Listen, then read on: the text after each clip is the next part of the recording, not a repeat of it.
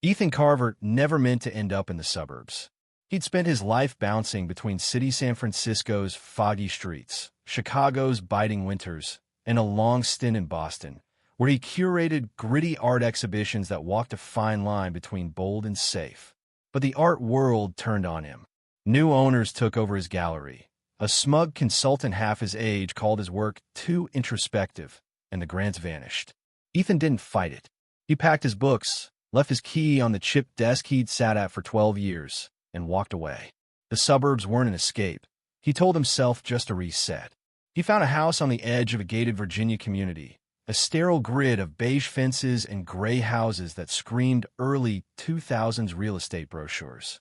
The place reeked of fake calm, like everyone was one bad news cycle away from manic hedge trimming. Ethan didn't care. He wasn't here for neighbors. He wanted quiet, space, and a clear signal for his satellite dish. That dish was his lifeline.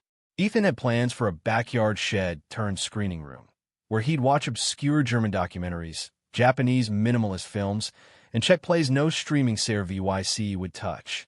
He didn't cheap out, hired a certified technician with federal clearance, checked every box under the FCC's odor rule, even got a property lawyer to sign off. The dish sat on a concrete base in his yard, hidden unless someone was creeping behind his fence. He followed every rule, crossed every T, because Ethan didn't want trouble. He wanted permanence. For a month, it was perfect. He unpacked slowly, sorted books by theme, not author, and rigged the shed with blackout curtains, a 4K projector, and a killer sound system. Nights were for wine and Polish films, translating subtitles just for the hell of it. The neighborhood was a ghost town of nods and dog walkers, except for one guy who griped about Ethan's non-standard mailbox and moved on. Then, one spring morning, Ethan stepped outside, coffee in hand, and froze. The dish was gone. Not broken, not tipped over, gone. The cables were sliced clean, sealed with heat wrap, the concrete base left naked, like a fresh wound. His heart didn't pound. He didn't yell. He just stared, then went inside and made a list. Call the installer, the county, the sheriff. Nobody knew anything. No CYCOs, no permits, no theft reports. On Friday, a letter appeared under his doormat, no envelope, just crisp paper with cold, legal font.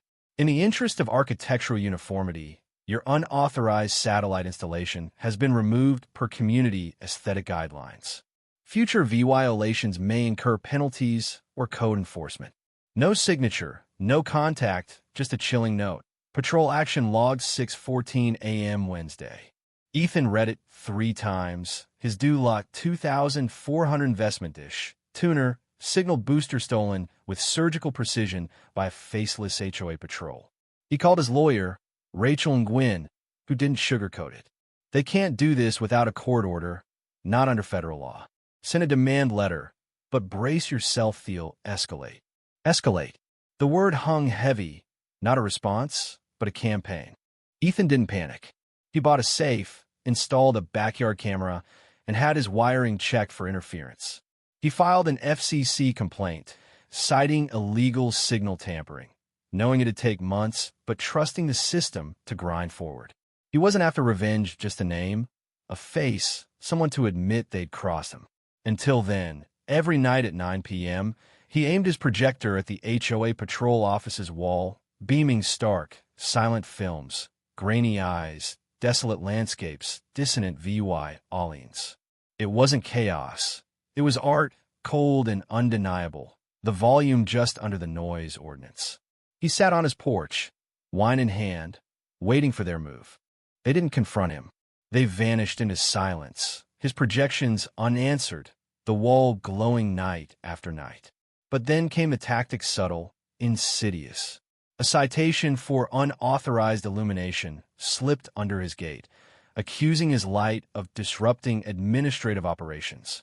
Trash collection skipped his house. Lawn crews left tire tracks in his yard. A bulletin post preached visual cohesion after dark. Power cut out, surgical, his breakers fine while neighbors' lights stayed on. The utility company mumbled about a third-party oversight board and a forged disconnection form. Ethan documented it all: photos, scans, technician statements. Rachel called it an administrative cartel, not a landlord but a machine built to exhaust. The letters grew darker. One warned of BHA-VY oral disruptions and a reassessment of resident standing, a veiled threat to his home. Internet flickered. Packages arrived torn. A health inspection probed odors from his yard, finding nothing. Ethan adapted, burying cables underground, locking down access, MOVYing like a man under siege. Rachel pushed federal filings, building a case not on outrage, but EVY denke. The dish's concrete base stayed untouched, a scar they couldn't erase. The HOA shifted gears. Strangers loitered near his driveway, clipboards in hand, glancing his way while pretending to measure hedges. A man in sunglasses stood across the street for 20 minutes, silent, then left. A neon flag marked "Survey Start" appeared by his fence. No notice, no permit. Ethan photographed it, the truck, the driver who wouldn't look at him, and sent it to Rachel with one line. It started. She sent legal templates, denial of unauthorized surveys, which Ethan laminated and posted on his fence, a mirror to their overreach. Then came the whispers. A neighbor, fishing for small talk, dropped that the board was concerned about BHA-VY oral patterns. A letter, misdelivered to an elderly neighbor, asked if nonconformity warranted formal re-VY-EU. Ethan burned it in a metal tray, its ashes joining his growing file. The HOA's emergency session was the tipping point, announced with no warning, cloaked as compliance anomaly remediation. Ethan stayed home, but Rachel crashed it, sitting silently until the vote to reassess his property loomed. She stood, read federal codes like a blade, and warned of injunctions and state scrutiny. The motion stalled, tabled in uneasy silence. That night, Ethan's cameras caught two figures, one with a crowbar slipping toward his fence. Floodlights and alarms sent them running, but the message was clear. They wanted him gone, not just compliant. He sent the footage to Rachel and the state, noting board action correlating with criminal trespass. A crack appeared, a resident called, admitting her husband was misled into voting against Ethan, lied to by the board. 3 days later, Rachel confirmed the state was investigating the HOA for procedural abuse and retaliation. The neighborhood didn't transform. Hedges stayed neat, patrol cars still cruised. But the air shifted. Neighbors met his gaze, nodded, stopped pretending he was in VY Cybele. The board's letters softened, inspections ceased, their motions now under council re-VYEW.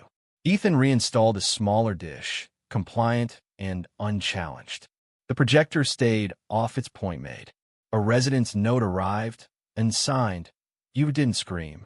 You stayed. That matters. Ethan filed it with the threats, the lies, the proof. His case became precedent, his name redacted, but his fight etched into legal ad VY stories.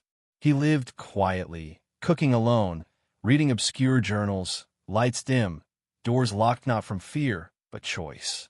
To residents who asked, he said, "Don't ask what you can do. Ask what they can stop." It wasn't rebellion. It was ownership. The house stood, simple but heavy with history, a testament to endurance.